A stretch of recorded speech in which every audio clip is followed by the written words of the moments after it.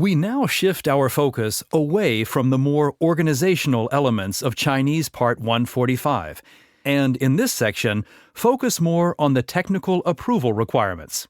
Here, the differences from EASA are even smaller. This is primarily due to less detailed requirements. Where EASA describes a situation on 5 pages, the Chinese do so in 1.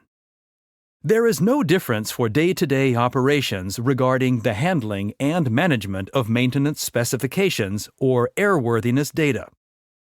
The situation is similar for the performance of maintenance.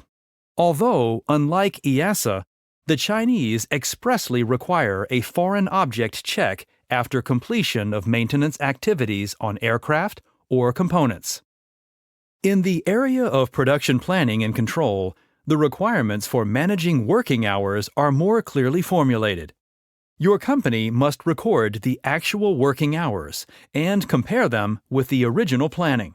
The planned hours must then be continuously adjusted on the basis of statistics and analyses. Even though many companies do this anyway, there is no comparable EASA requirement as such. Give us a call or send us an email if you are interested in this e-learning.